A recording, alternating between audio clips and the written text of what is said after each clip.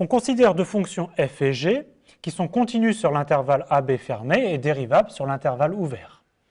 On suppose en outre que la dérivée de g ne s'annule pas. Dans une première question, on doit montrer que g de x est tout le temps différent de g de a. Donc on va raisonner par l'absurde,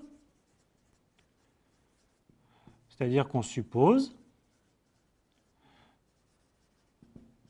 qu'il existe une valeur x0 dans l'intervalle AB, telle que justement g de x0 soit égal à g de a.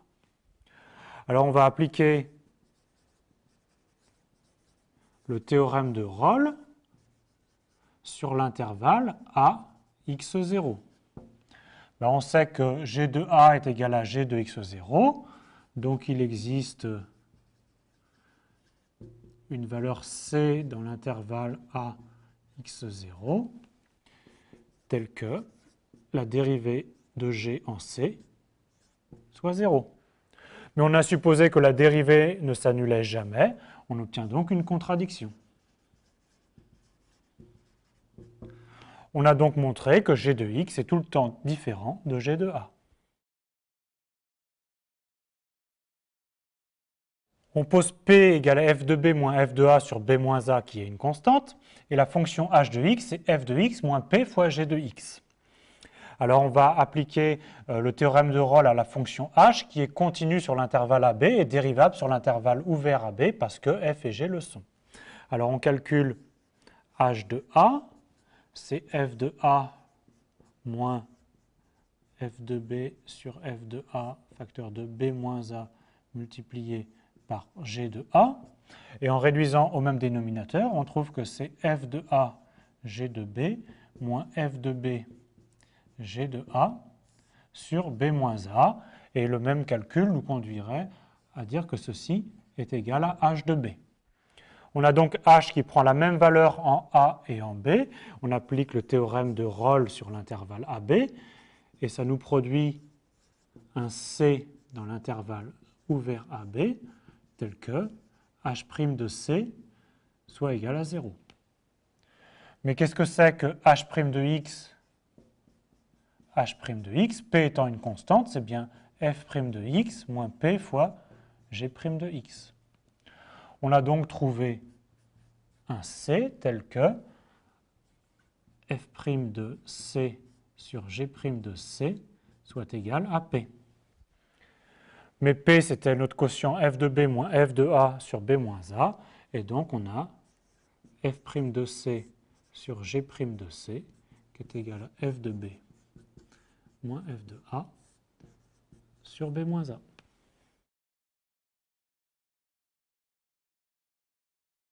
On suppose en plus que le quotient f' sur g' admet une limite L quand x tend vers b par valeur inférieure. Et il s'agit de montrer que le quotient f de x moins f de b sur g de x moins g de b tend vers cette même limite. Alors on va appliquer la question 2 sur des intervalles x, b en faisant varier x.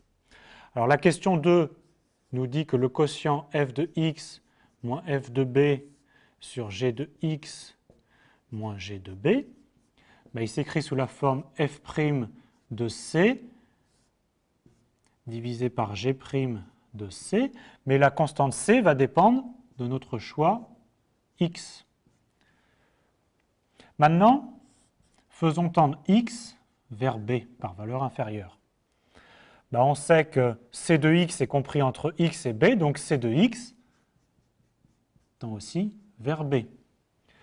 Maintenant, on sait que le quotient f' sur g' tend vers L, quand x tend vers b-, donc f' de c de x sur g' de c de x tend aussi vers L, quand x tend vers b-, et c'est exactement ce qu'on voulait montrer. Ceci s'appelle la règle de l'hôpital. On applique la règle de l'hôpital aux deux fonctions f de x égale arc cosinus x et g de x égale racine de 1 moins x2 pour déterminer la limite de f de x sur g de x quand x tend vers 1. Alors il faut voir tout d'abord que quand x tend vers 1, arc cosinus x tend vers 0 et racine de 1 moins x2 tend vers 0, et donc on a a priori une forme indéterminée. On calcule les dérivées. F' de x, c'est moins 1 sur racine de 1 moins x2. G' de x, c'est moins x sur racine de 1 moins x2.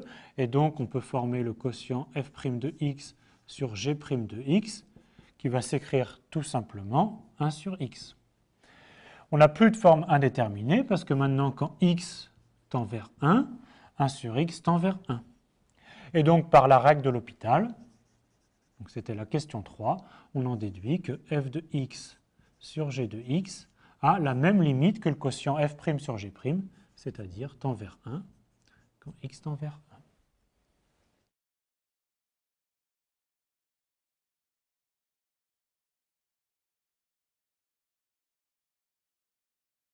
Revenons à la méthode de Newton. On considère la fonction x carré moins a, où a vaut 10, et la solution positive de l'équation x carré moins 10 égale 0, c'est bien sûr racine de 10, dont on cherche à calculer une approximation décimale. Alors pour cela, on part du point x0 égale 4, et on commence par tracer la tangente en ce point. La tangente, c'est donc la droite qui passe par le point x0, f de x0, dont la pente est f' de x0. Et donc une équation de la tangente, c'est donc x moins x0, facteur de f' de x0, plus f de x0. Alors ici, on fait les calculs avec la fonction f de x qui est donnée, et on trouve qu'une équation de la tangente, c'est 2x x0 moins x0 au carré moins a. Maintenant, quand est-ce que cette tangente recoupe l'axe des abscisses? Ça revient à faire y égale 0 dans cette équation, et on trouve l'abscisse qui convient. On trouve, après calcul, x1, c'est 1 demi de x0 plus a sur x0. Et on itère le processus. Maintenant, on est au point x1, on trace la tangente en x1, et on calcule le point x2 où cette nouvelle tangente recoupe l'axe des abscisses.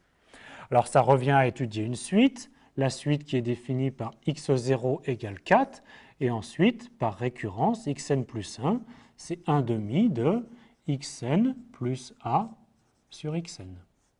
C'est une suite qu'on a déjà étudiée, et on sait que cette suite xn tend très vite vers, ici, racine de a, et donc ici, racine de 10.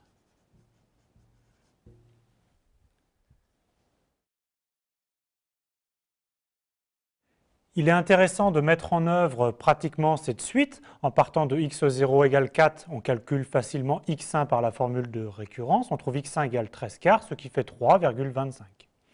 On calcule ensuite à partir de x1 la valeur x2, et on trouve le rationnel 329 sur 104. Et on obtient 3,16 et quelques, et on a déjà les deux premières décimales en fait, de racine de 10. On continue nos itérations. Pour x3, on obtient déjà 6 décimales exactes de racine de 10. Pour x4, on obtient déjà tout ça de décimales exactes, et on continue d'itérer. Et si on arrivait à calculer x8, on aurait en fait 237 décimales exactes de racine de 10. Pour x9, 476, et pour x10, 953.